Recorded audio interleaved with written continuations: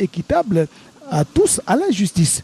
Et Guillaume Odimo l'a dit ici, quand on doit aller porter plainte, à part les on devait en principe être soumis au paiement des frais. Aujourd'hui, les gens ont peur quand il y a un problème d'aller en justice parce que c'est aussi l'objet d'être ruiné quand on va en justice et vous serez à la merci maintenant soit des avocats.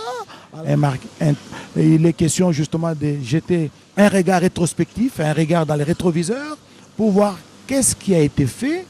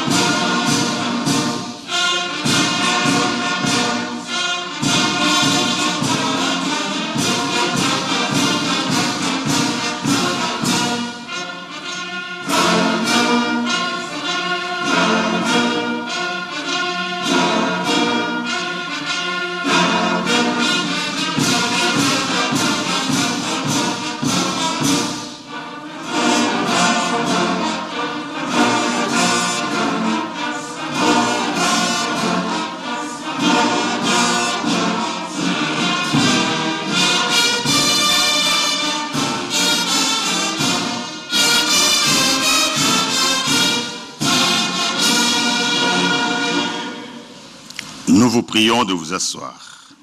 Merci.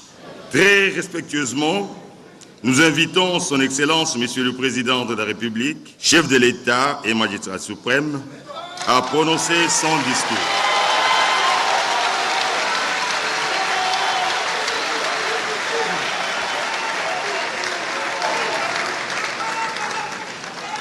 Honorable Président de l'Assemblée nationale, Honorable Président du Sénat, Madame la Première ministre, chef du gouvernement, Monsieur le Président de la Cour constitutionnelle et Président du Conseil supérieur de la magistrature, Madame et Messieurs les membres du Bureau du Conseil supérieur de la magistrature, honorables députés et sénateurs, Mesdames et Messieurs les membres du gouvernement, Monsieur le Président du Conseil économique et social, Messieurs les membres des institutions d'appui à la démocratie, Mesdames et Messieurs les membres du corps diplomatique et représentants des organisations internationales accréditées en République démocratique du Congo, Monsieur le bâtonnier de l'Ordre national des avocats, Mesdames et Messieurs les représentants du système judiciaire en vos titres et qualités respectifs, distingués invités,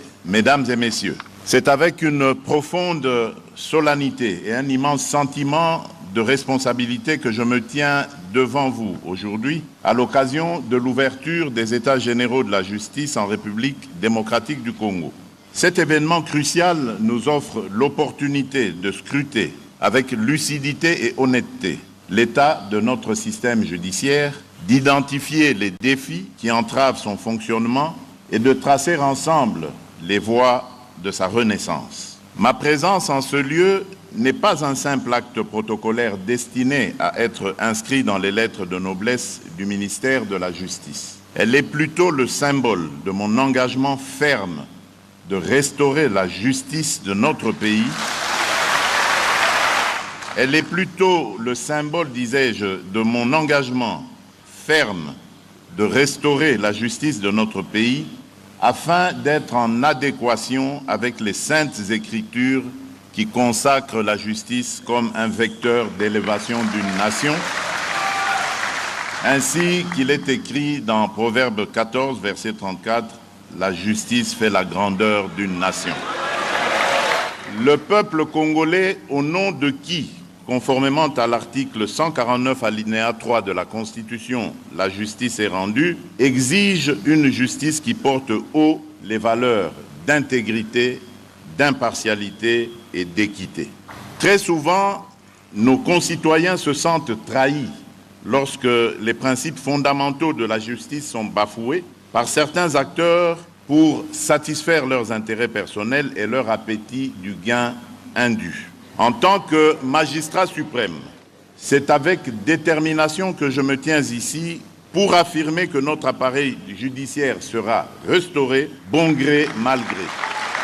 Un minimum de volonté de nous tous suffit pour que nous ayons un appareil judiciaire fort, exempt du dysfonctionnement et de divers maux qui le rongent, pour ainsi redevenir un sanctuaire où nul n'est au-dessus de la loi et où chaque citoyen, riche ou modeste, trouvera la part qui lui est due dans la distribution de la justice. Malgré quelques avancées, les défis demeurent immenses et pressants. Les moyens judiciaires sont encore limités, certes, les infrastructures inadaptées et la couverture judiciaire incomplète.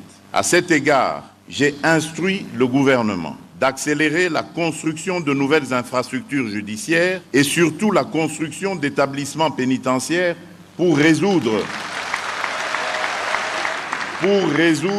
l'épineuse question de la surpopulation carcérale à laquelle nous faisons face actuellement.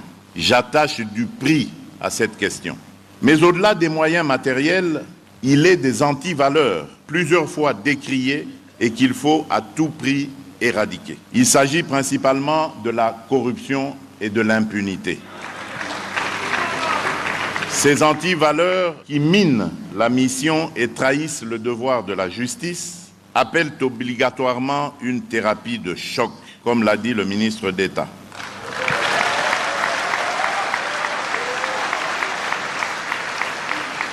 Mon engagement à ce sujet est solennel et inflexible. Notre justice sera purgée de ces fléaux pour que le statut du peuple congolais ne soit plus compromis par les intérêts égoïstes et corrompus. Mesdames et messieurs, face au tableau sombre dressé ci-dessus, il est temps de se ressaisir et de dresser sans complaisance un état de lieux exhaustif de la situation de notre système judiciaire afin de trouver des solutions à même d'y remédier. C'est donc l'occasion pour moi de rendre hommage à l'ensemble des membres du gouvernement et au bureau du Conseil supérieur de la magistrature pour leur collaboration dans l'organisation de ces assises. Je tiens à exprimer mes encouragements au ministre d'État, ministre de la Justice et garde des Sceaux, pour cette initiative d'organiser pour une énième fois les États généraux de la justice après ceux organisés en 2015. Je formule le vœu que ces assises ne soient pas un rassemblement en plus, mais plutôt avec un plus et qui se démarque par la qualité et le pragmatisme des recommandations qui en découleront. À ce propos, le but n'est pas de remettre en cause les conclusions et recommandations de celles de 2015, mais de procéder entre autres à l'évaluation du niveau de leur mise en œuvre, tout en proposant des actions concrètes à compter ensemble avec celles qui seront issues de cette deuxième édition.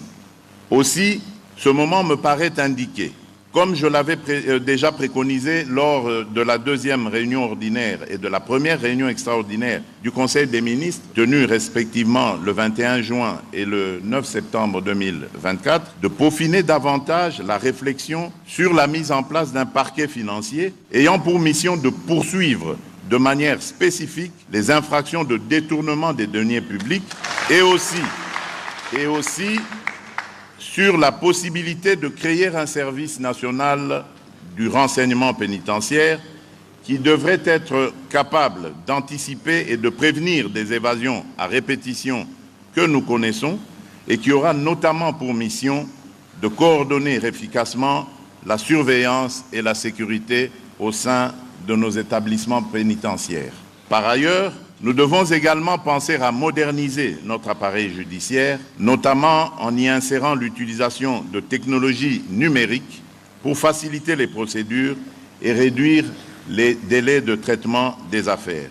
Ces trois exemples ne devraient pas limiter l'imagination débordante de ces assises. Je vous exhorte donc à préserver, à travailler sans relâche pour le renforcement, l'efficacité, la cohérence et la crédibilité de notre système judiciaire. Dans cette perspective, il vous appartiendra de soumettre aux États généraux de la justice tous les remèdes possibles, en ce compris des réformes législatives et courageuses et ambitieuses. Aux honorables députés et sénateurs, je vous invite à soutenir les réformes législatives qui seront initiées dans le sens à obtenir la restauration de notre système judiciaire afin de promouvoir un état de droit. Au gouvernement, je rappelle l'impératif de mobiliser les ressources nécessaires pour garantir la réussite de la mise en œuvre des réformes. Aux magistrats et aux autres acteurs judiciaires, je rappelle solennellement que le peuple congolais attend de vous une justice qui apaise et qui rassure, une justice qui inspire confiance par votre compétence, par le bannissement des actes de prévarication et par le respect intransigeant des valeurs éthiques que vous devez incarner sans faille.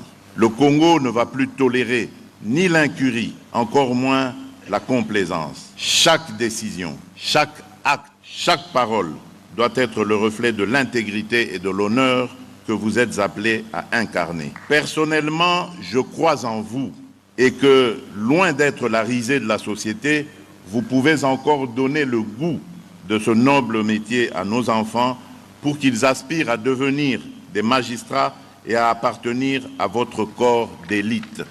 La nation vous observe et sachez que tout manquement, toute défaillance, tout compromis avec la probité et la droiture sera désormais sanctionné. Le temps des avertissements est révolu. C'est avec une fermeté sans concession que seront prises les mesures nécessaires pour extirper des rangs de la justice ceux qui trahiraient leur mission et par ricochet leur serment. Le Congo attend de vous une justice implacable contre la corruption et l'impunité. Une justice qui ne recule devant aucune pression, devant aucun intérêt autre que celui de la vérité et du droit. Une bonne justice constitue le gage des institutions fortes pour le pays. À nos partenaires, je réitère notre gratitude pour votre soutien constant et indéfectible. À vos côtés, nous entendons renforcer cet effort fondamental pour que la justice congolaise puisse se hisser au rang des institutions les plus respectées, les plus intègres et les plus protectrices des droits et libertés fondamentaux de chaque citoyen. Aux acteurs du secteur privé, par ces états généraux, je voudrais que vous y trouviez la volonté ferme d'assainir l'environnement des affaires afin que le partenariat avec l'État soit dans le respect des règles.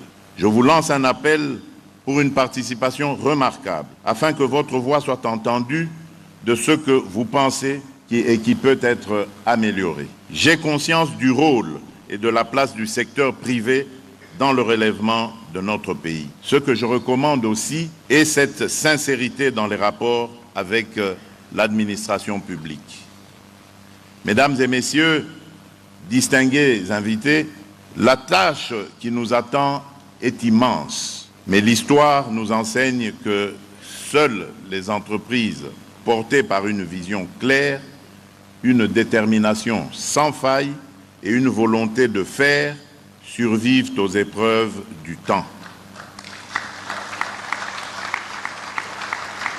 Ces états généraux doivent être le socle d'une justice digne, respectée et respectueuse des droits de chaque citoyen.